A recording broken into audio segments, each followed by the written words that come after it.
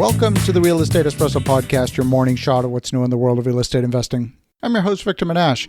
Today's show is brought to you by The Secrets of Successful Syndication. This 2-day workshop will unlock the keys to the kingdom in terms of how to take your investing career to the next level.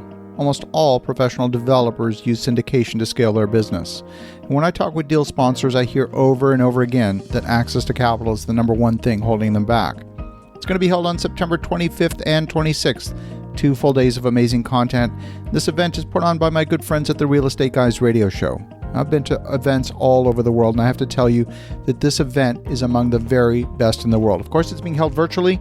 We're still in the pandemic environment. To learn more, go to victorjm.com/events. That's victorjm.com/events. We are back. This is the weekend edition where we interview notable people from the world of real estate investing. Today is no exception. We have a great guest all the way from Chicago, Illinois. Welcome to the show, Jonathan Tuttle. Thank you so much. Excited to be here. Thank you for having me on. Great to have you here, Jonathan.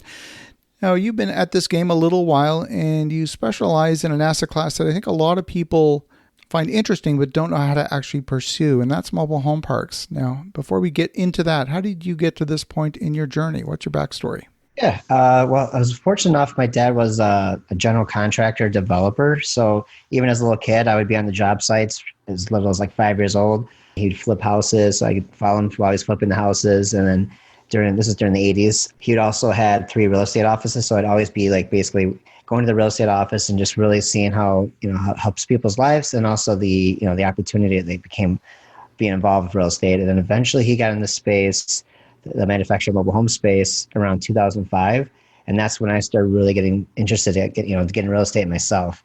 That's kind of like the backstory to it. And then we saw like during 2005 to 10, when every other real estate class was not doing very well, that was the only of our real estate portfolio, the only one that performed really well. So that's what got me full force into it in the 2010s. I love it.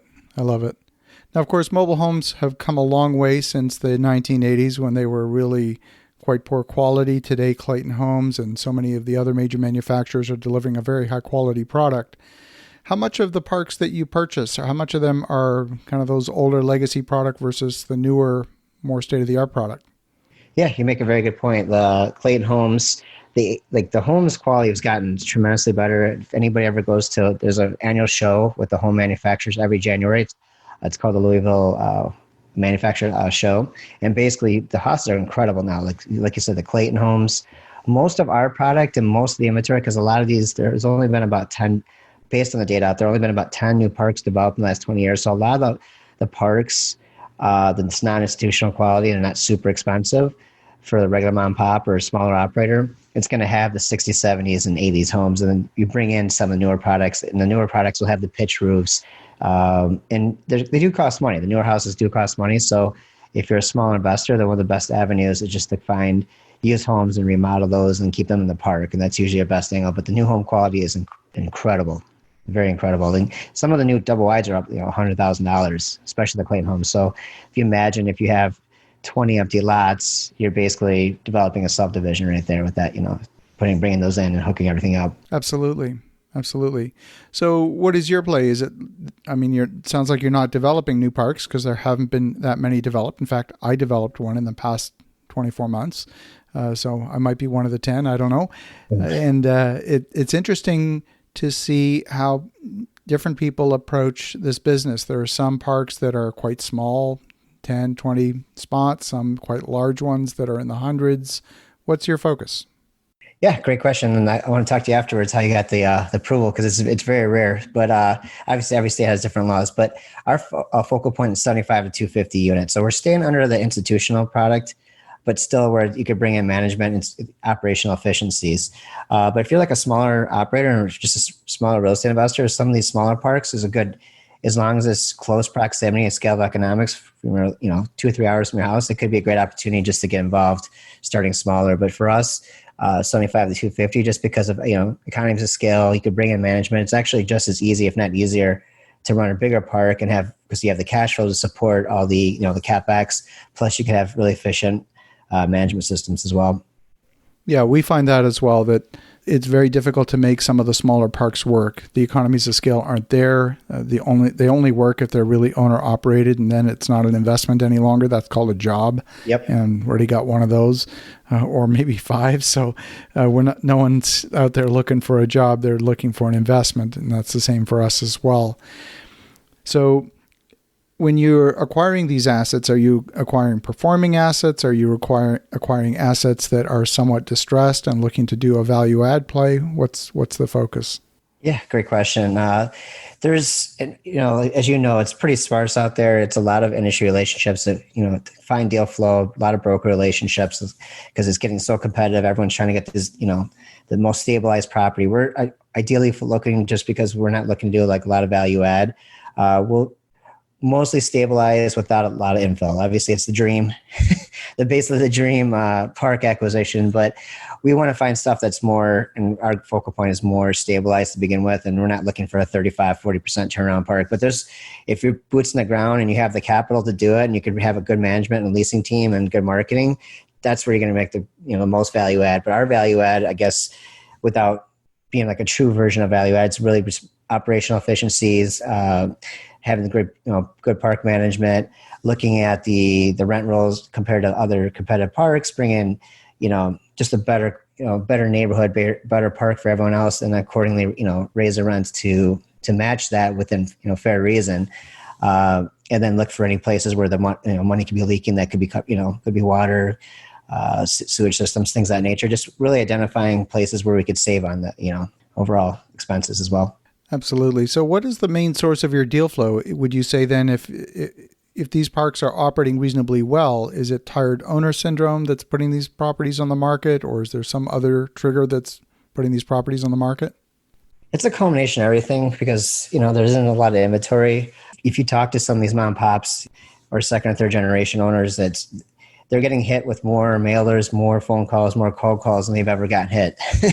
So they're getting a lot of free dinners and free, basically people taking them out to dinner and try to build that relationship to get them to sell the deal off market, because that's where the real value add is if you could buy it without a broker. But brokers are obviously probably the biggest pipeline. And then there's always, each broker has a specific area or a specific niche they focus on. So build the relationship with the brokers, because they usually only want to do deals with people they know, like, and trust. And if you're a strong buyer and you look at it and you can underwrite it really quick and you can put a strong offer, back out, you'll get a lot of deal flow from brokers.